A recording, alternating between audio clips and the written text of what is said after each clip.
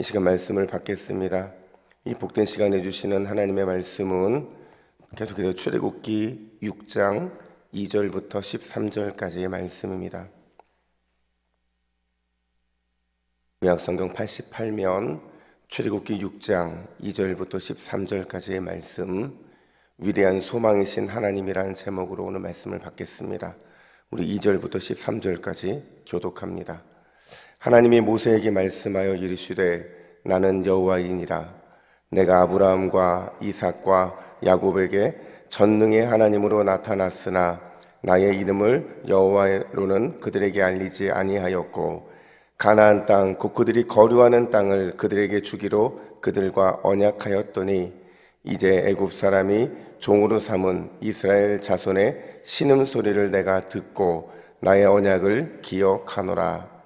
그러므로 이스라엘 자손에게 말하기를 나는 여호와라. 내가 애굽 사람의 무거운 짐 밑에서 너희를 빼내며 그들의 노역에서 너희를 건지며 편팔과 여러 큰 심판으로서 너희를 속량하여 너희를 내 백성으로 삼고 나는 너희의 하나님이 되리니 나는 애굽 사람의 무거운 짐 밑에서 너희를 빼낸 너희의 하나님 여호와인 줄 너희가 알지라.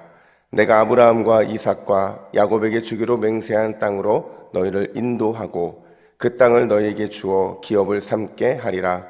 나는 여호와라 하셨다 하라. 모세가 이와 같이 이스라엘 자손에게 전하나 그들의 마음의 상함과 가혹한 노역으로 말미암아 모세의 말을 듣지 아니하였더라.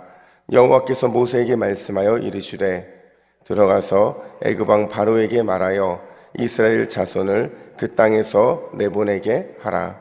모세가 여호와 앞에 아뢰어 이르되 이스라엘 자손도 내 말을 듣지 아니하였거든 바로가 어찌 들으리이까. 나는 입이 둔한 자니이다. 여호와께서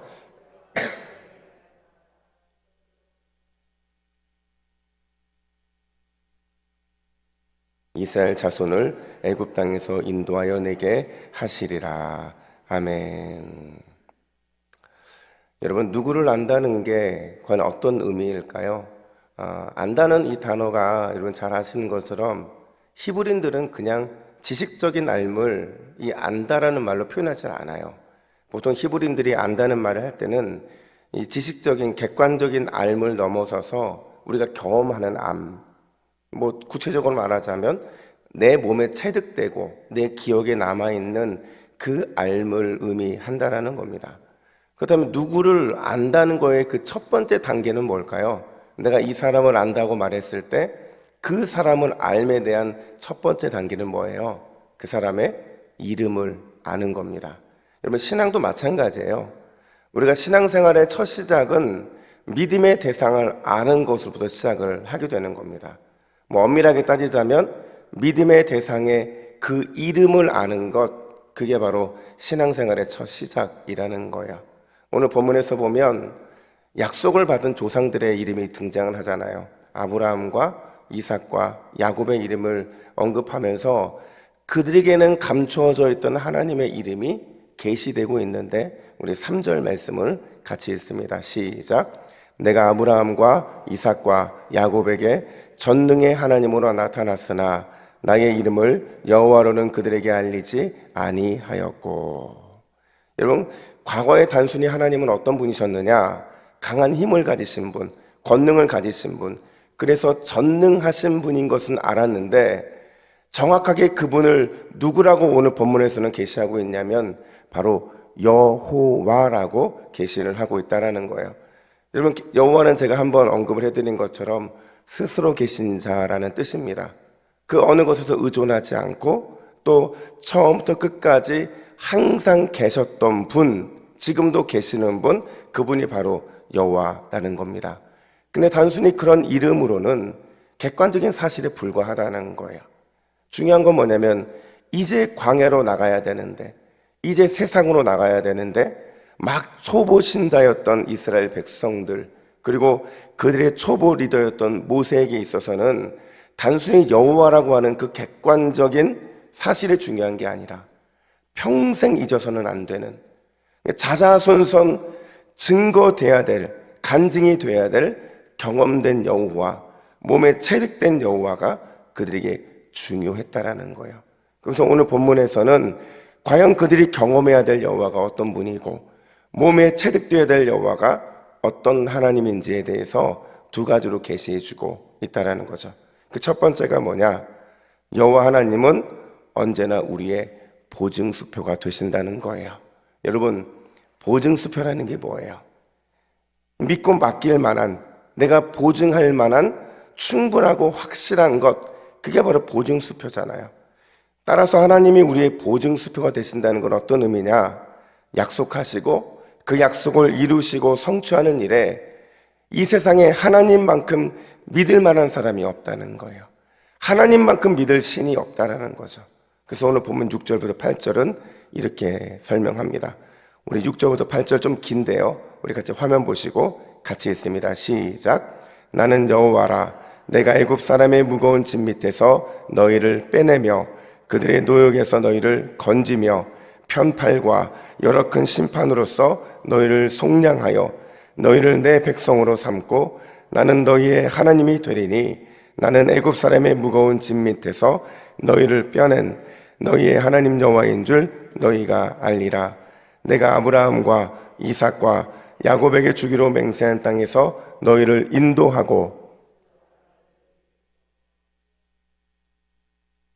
나는 여호와라 하셨다 하라. 아멘.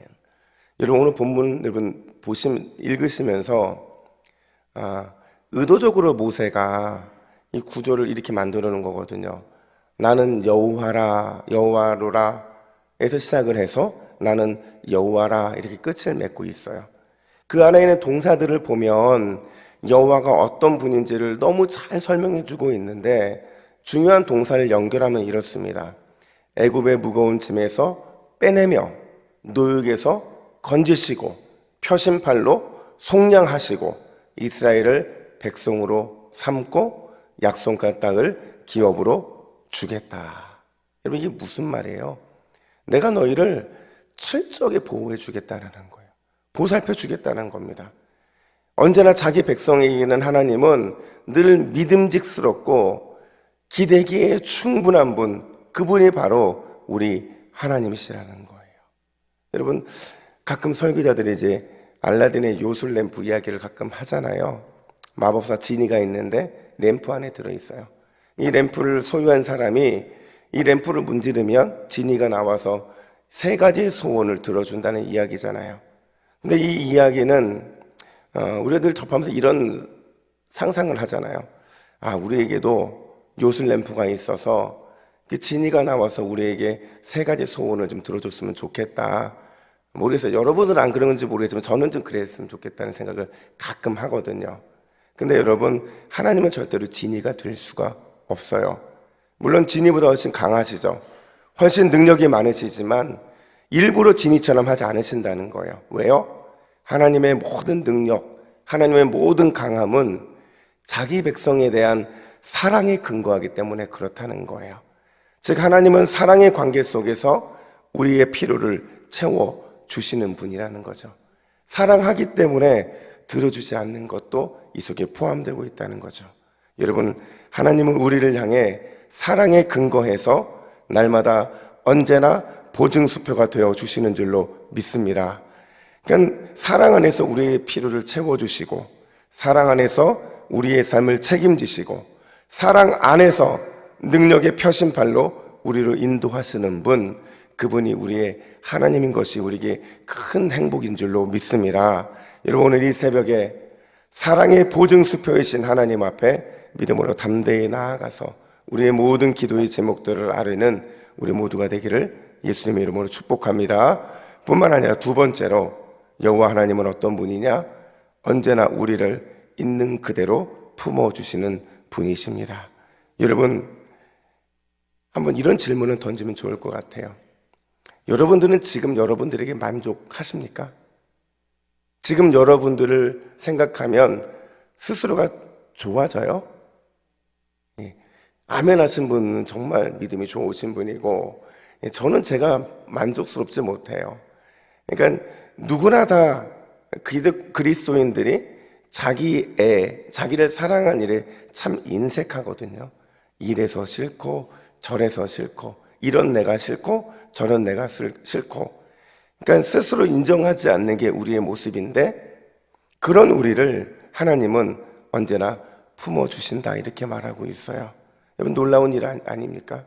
오늘 보면 10절부터 13절에 바로 그 내용을 다루고 있는데, 오늘 본문에 보면 모세가요 바로를 만나고 돌아와서 자기 스스로에게 너무 큰 실망을 한 것 같아요. 우리 12절 말씀을 같이 읽습니다. 12절입니다. 시작.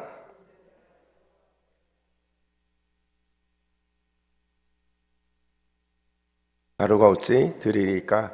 나는 입이 둔한 자니이다. 여러분 모세가요 나는 입이 둔한 자이다 이렇게 말할 때는 모세의 마음이 상해 있는 거예요. 자기에게 실망한 겁니다.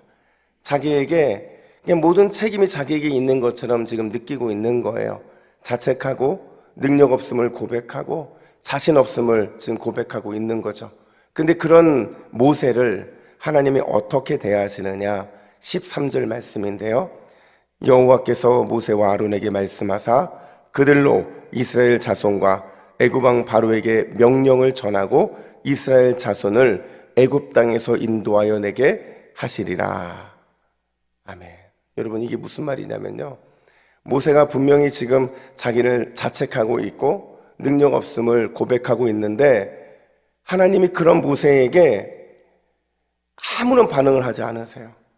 아무런 반응을 하지 않으신다는 건 뭐냐면 이스라엘 백성들의 불평과 원망, 심지어 모세의 자책과 능력 없음에 대한 이 고백에 대해서 실망하지 않으시겠다는 거예요.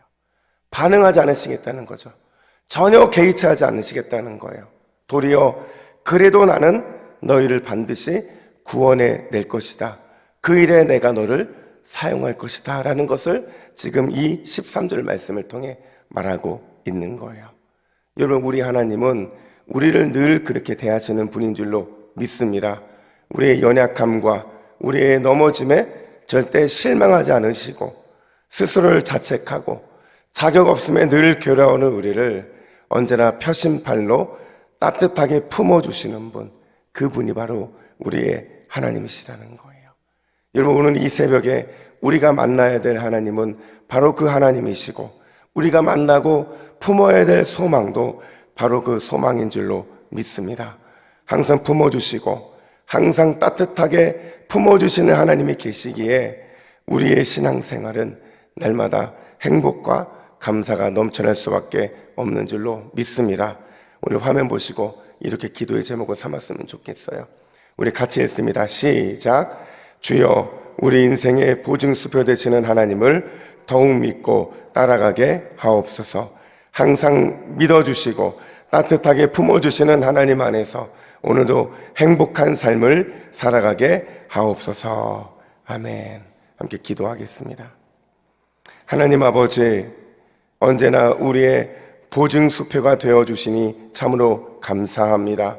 그런 하나님이 계시기에 오늘도 주님만을 온전히 바라보고 믿고 나아가게 하여 주시고 나를 실망하지 않고 품어주시는 주님 앞에 믿음으로 나아가 주님의 크신 은혜를 경험하는 이 새벽이 될 수 있도록 인도하여 주시옵소서. 감사드리며 예수님의 이름으로 기도하옵나이다. 아멘.